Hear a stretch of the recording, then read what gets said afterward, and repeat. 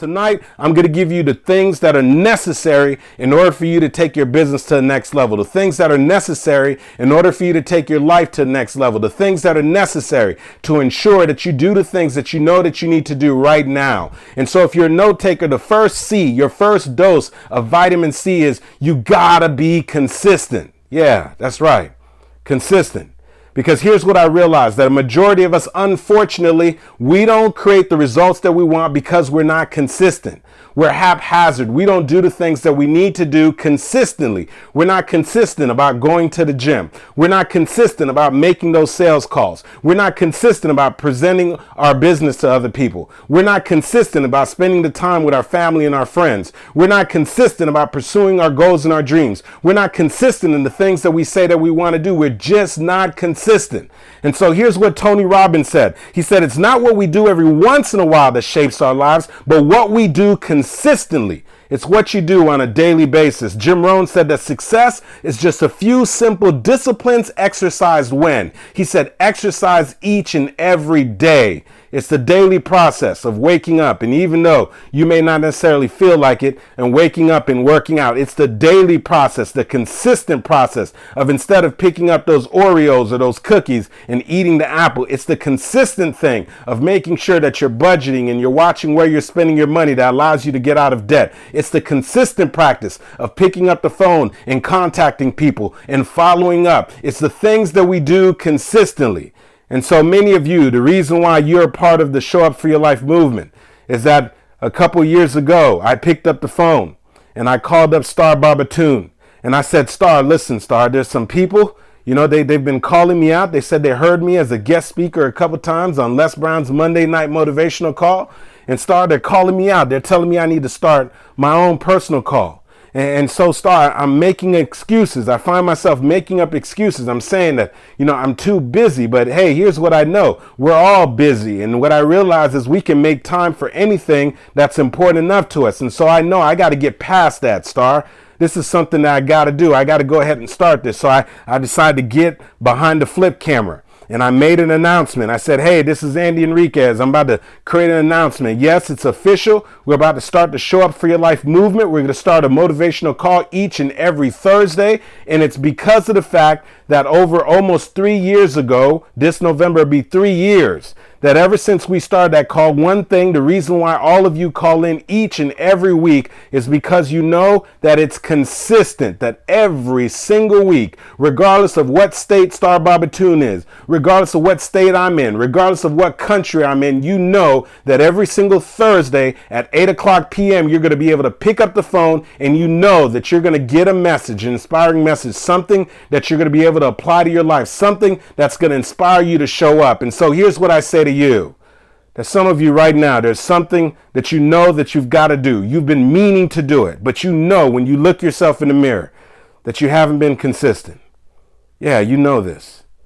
You haven't been consistent about waking up at that time that you know is necessary for you to be able to get up and have the kind of day that you need to have. You haven't been consistent about working out. Yeah, you're doing it every once in a while. You haven't been consistent about creating the budget and watching the way that you're spending. You haven't been consistent about talking to everybody that gets within 3 feet of you about your business opportunity. You haven't been consistent about planning out your goals and your dreams and the things that you want to do. You haven't been consistent, and you know that the lack of consistency is not allowing you to create the results that you want. You know that the lack of consistency is causing frustration. You know that the lack of consistency is not producing the final result.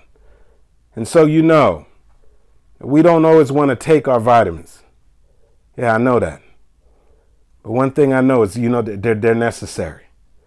And one of the vitamins that's necessary is this vitamin C, the discipline of being consistent. Being consistent every day and writing just a little bit so that you can finally get that book published. Being consistent every single day and writing down that to-do list and going after and tackling your goals and doing the things that you know that you're necessary. It's being consistent. And let me tell you, there's something about not being consistent. There's something about just not being consistent in the things that you're doing. There's one of my guys. I mean, he was probably one of my very first handyman. I started using him back in 2004. And I mean, this guy has all the talent in the world, probably one of the best carpenters I've ever seen. But yet and still, anytime my phone rings and somebody calls me up and they say, Andy, hey, do you have a good handyman? Do you have a guy that can lay down some tile? Do you have a guy that can build me some custom cabinets? Do you have a guy that can help me out with this project? Do you have a guy that can lay down some laminate flooring? I say, listen, I've got this guy, but I gotta warn you. And they say, what? Wait, what's the warning? I said, I got to warn you, I almost don't even want to recommend them. They said, well, why do you say that? I said, because this guy's not consistent. Well, what do you mean by that, Andy? You just don't know what you're going to get from him. Sometimes he's going to tell you he's going to show up and he's not going to show up. Sometimes he's going to show up on the job. He's going to do amazing work. And there's going to be other times that he decides to take shortcuts. There's going to be other times that he just doesn't give you his all. You just don't know what you're going to get with him. The guy is just not consistent. Don't allow them to say that about you. No, you want to be consistent in everything that you do. You want to be consistent.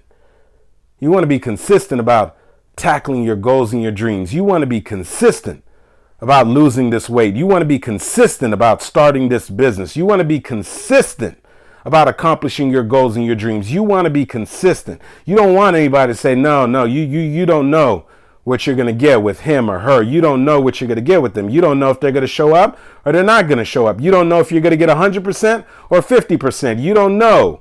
You don't know if you're going to get a good attitude or a bad attitude. You just don't know.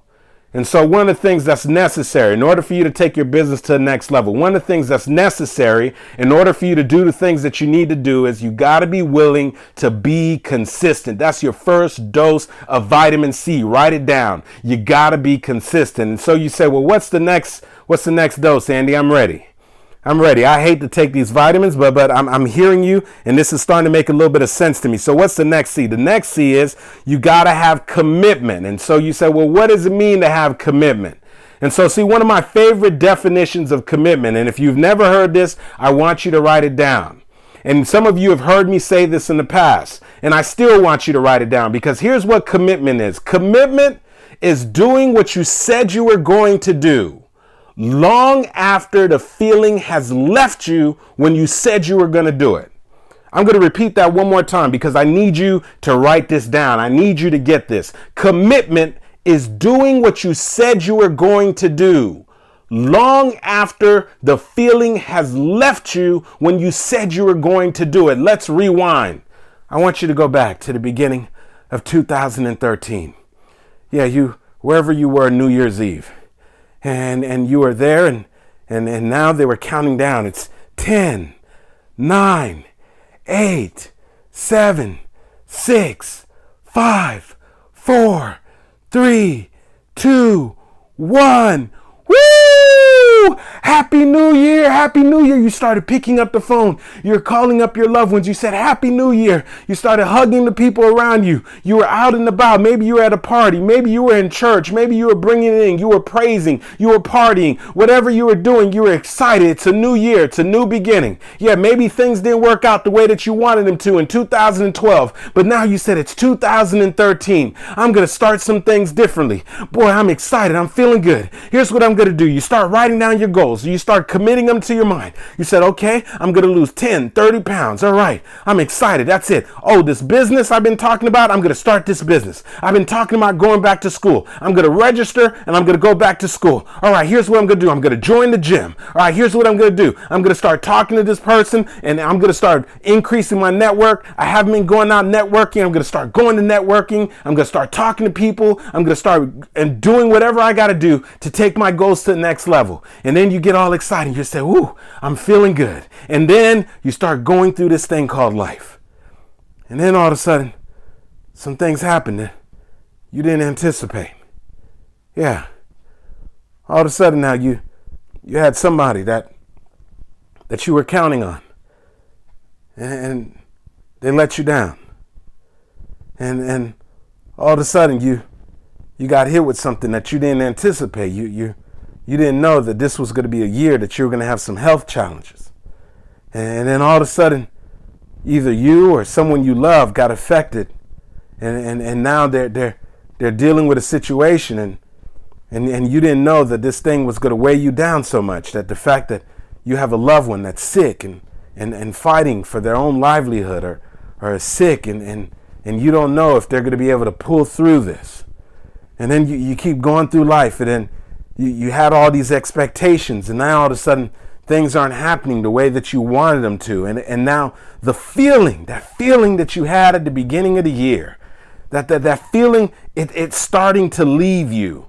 That excitement about working out. Now you're pressing the snooze button and you don't feel like working out. That excitement that you had about the business. You've met with some rejection over and over again. Some people told you, no, I don't want to get involved. No, that sounds like a Ponzi scheme. No, I'm not interested in the business opportunity. And so now you've been hearing some no's, or you've been trying to get that loan, or you've been trying to make some things happen. And some people have been telling you no. You've been trying to get more clients and they're telling you no. And so that feeling, that excitement, it's starting to leave you. And so you said to yourself, I'm going to get out of debt. And then the car broke down. And then you got hit with this unexpected bill. And now you're trying to find your way back. And then now this feeling, this excitement about paying your loans off, this excitement about getting out of debt, it's starting to leave you. And see, once you get to that point where the feeling is beginning to leave you, that's when the commitment kicks in.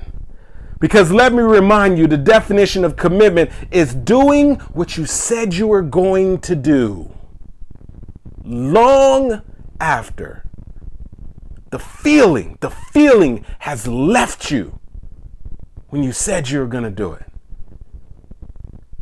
And so you want to know how committed you are right now. Yeah. How committed are you to writing that book? How committed are you to losing that weight? How committed are you to taking your business to the next level? How committed are you to redeeming your life? How committed are you to getting in shape? How committed are you to getting off of your sickbed? How committed are you to saving your marriage? How committed are you?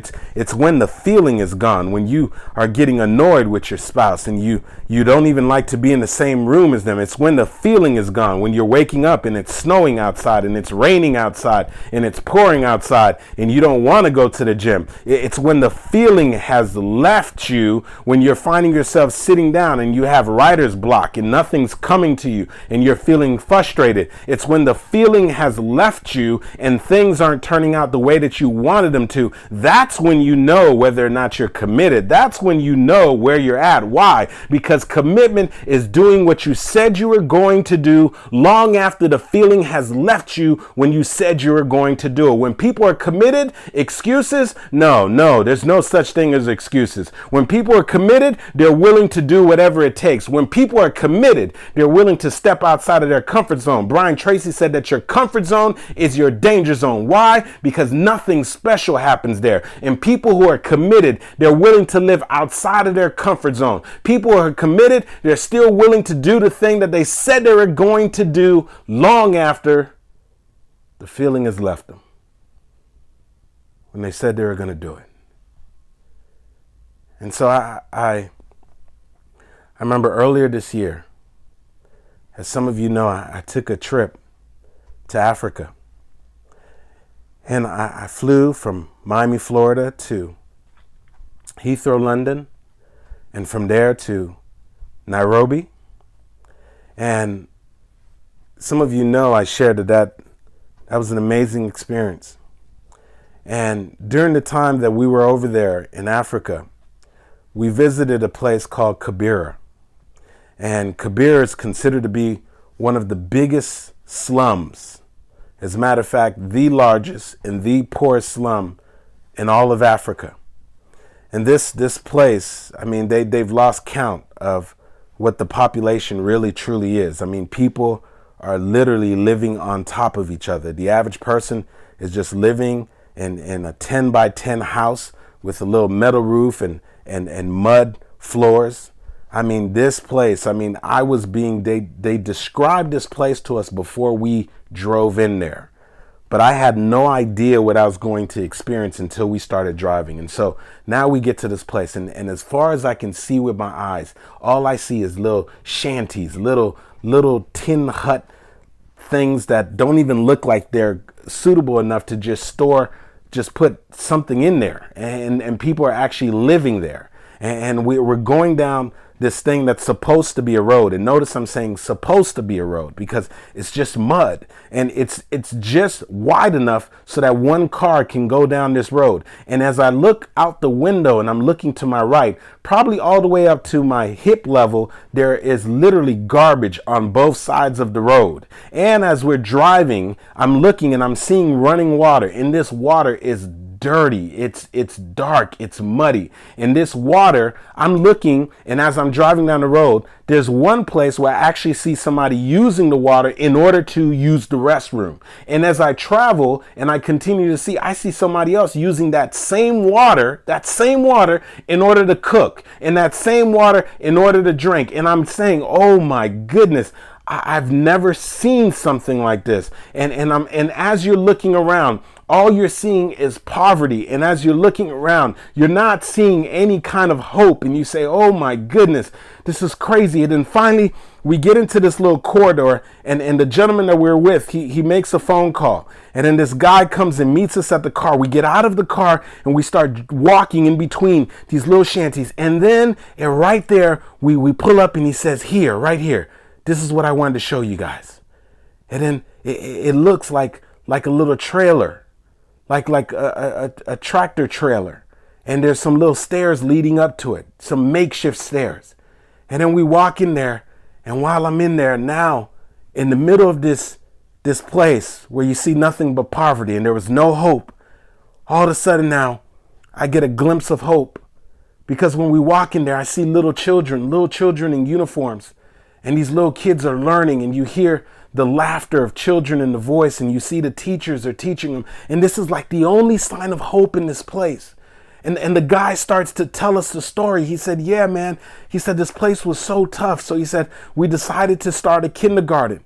And after we started the kindergarten, we realized when the kids graduate from kindergarten, there's nowhere for them to go. So we did a first grade. And then after we did the first grade, we did a second grade. And after we did a second grade, we did a third grade. And after we did a third grade, we did a fourth grade. So right now, all we have is from kindergarten to the fourth grade.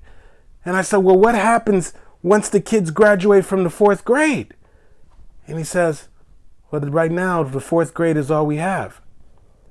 Then they just go back to the neighborhood. I said, go back to the neighborhood? You mean to what I just drove through? He said, yeah. And so in that moment, my heart, I'm looking around, I'm seeing the faces of these kids.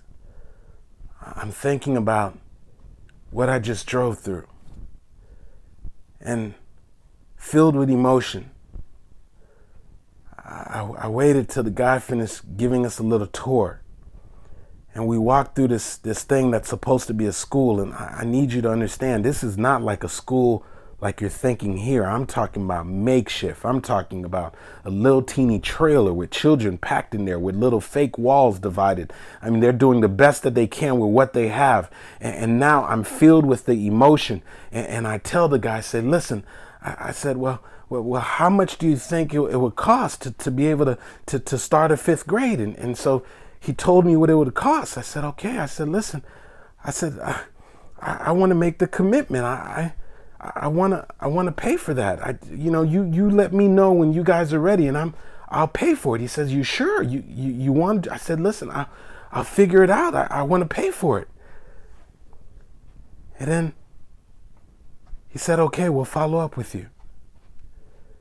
And so, of course, I finish out this trip, and now I'm back in the United States. And now I'm driving on these beautiful paved roads on the highway, and I'm sitting in these nice, comfortable seats in my car, and I'm walking around, and I'm going into nice hotels and nice restaurants. And so that feeling that I had at that moment when I was standing there in that school and I was experiencing everything that I was going through, that feeling begins to leave you. And sure enough, as that feeling, the further I get away from that experience, the feeling, it goes further and further away, and the sensation is not the same. And sure enough, all of a sudden now I receive an email. He says, hey, Andy, do you remember we had that conversation and you said You said when we were ready, let you know. And so what we want to know, are you still willing to honor your commitment? Now that the feeling has left you, now that you're not standing here in Kabir, now that you're not here looking at the dirt on the side of the roads, now that you're not here looking at the garbage and seeing the water and hearing the laughter of the children and looking into their eyes, are you willing to honor your commitment? Because commitment is doing what you said you were going to do long after the feeling has left you when you said you were going to do it.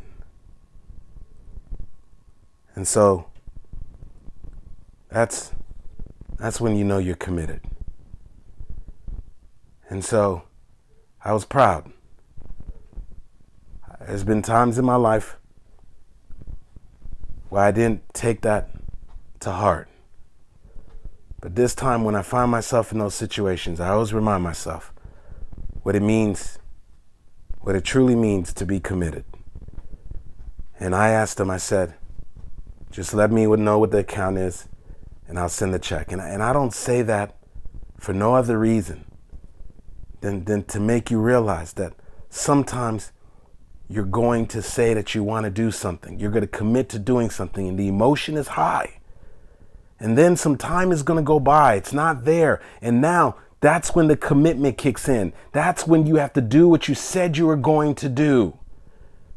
And so not only is it important that you, number one, that you be consistent, and that number two, that you make sure that you honor your commitment, but finally, the last C, and I want you to write this down because we're ending our time now. The last C is you've got to be willing to create.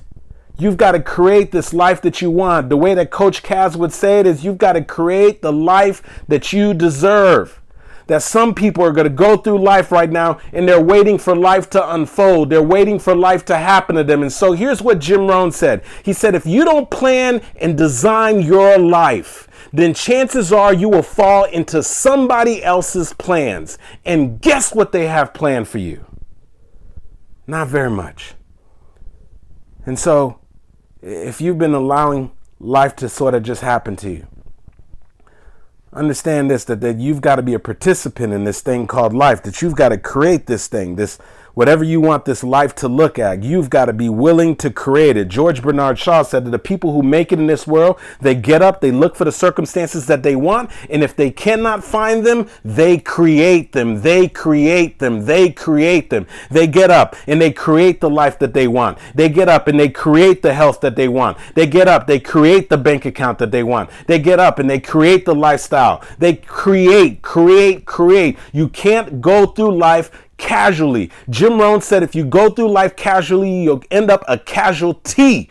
You can't do this. You've got to be willing to create. The only reason why you're listening to me right now, the only reason why the Show Up for Your Life movement exists, the only reason why I have the opportunity to do what I'm doing is because at some point I made a decision that I'm no longer going to go through life and simply try to make a living. But no, I'm going to find a way to live my making. I'm going to create something. And what it means is I've got to leave this thing that I've been doing. I've been going through the motion. And I said I'm going to create something. So Andy, what is that going to look like? You want to inspire people. How do you create that? You've got to develop your voice. You've got to develop your story. You've got to come up with a platform. You've got to come up with your brand. You've got to find opportunities to speak. You've got to get in front of people. You've got to make the connections. You've got to be willing to do the things that others won't do. You've got to be willing to outwork your competition. You've got to lead by making an impact. You've got to create videos so that you can touch people as many times as you can. You've got to do a Thursday night motivational call, start a movement and do it and contribute and pour into people, make an impact, allow people to be changed and inspired, and the few will go out and get the many. They'll spread the message. They'll do the things that they need to do. But this did not happen haphazardly. It's something that I'm creating daily. And so here's what I say to you, that whatever it is you want, and only you know what it is. This thing that's been sitting on your heart, that you got to create it. And nobody else is going to create this thing for you. That you've got to take the steering wheel. You've got to drive this thing. You have to say, okay, that this is the life that I want. Now, what do I have to do to create it? How How do I need to show up? What are the things that I need to be doing on a daily basis? Those are the things that are required in order for you to do the thing that I love when Coach Cass says this. This is her tagline. You've got to create the life that you deserve. And what it means to create, it's an active word. It means that you've got to participate. You've got to engage. You've got to be intentional. You've got to take the time to do the things that you know that you've got to do to make this thing happen. You can't go through life simply in the passenger seat. You can't go through life just sitting in the back seat. You've got to at some point say, hey, wait a second. This is my life. I've got to take the steering wheel. I've got to create something here. And so here's what I know. We don't always want to take our vitamins, but sometimes they're essential because they make us stronger. And then they help us, especially at times of weakness. And so I want you to apply these vitamin C's to your life. That number one, you've got to be consistent. Be consistent. Be consistent. Don't be casual. Don't do things haphazardly. Don't do it every once in a while. Be consistent. Tony Robbins said it's not what we do every once in a while that shapes our lives. It's what we do consistently. Jim Rohn says success is just a few simple disciplines that are practiced every single day. It's the consistent effort, the consistent phone calls, the consistent push-ups, the consistent working out, the consistent follow-up that produces the result. And of course, you've got to have the commitment. Commitment is doing what you said you were going to do long after the feeling has left you when you said you were going to do it. It means no more excuses. It means doing whatever it takes. It means stepping outside of your comfort zone. It means acknowledging that, yes, I'm excited right now about starting my business. Yes, I'm excited right now about losing this weight. Yes, I'm excited right now about taking my business to the next level. Yes, I'm excited right now about some of the health changes and things that are happening. But at some point, that feeling is going to change. And when that feeling changes and I don't want to do these things, that's when I get to prove whether or not I'm committed. And then finally, you got to be willing to create. You see, this is your life. Somebody once said that our life is a gift from God. And you see, what you choose to do with your life is your gift to God. And so you are God's creation, but your life is your creation. And so you've got to be willing to create something that's worth living. This has been Andy Henriquez reminding you to always show up for your life. Because if you don't, ladies and gentlemen, no one else will.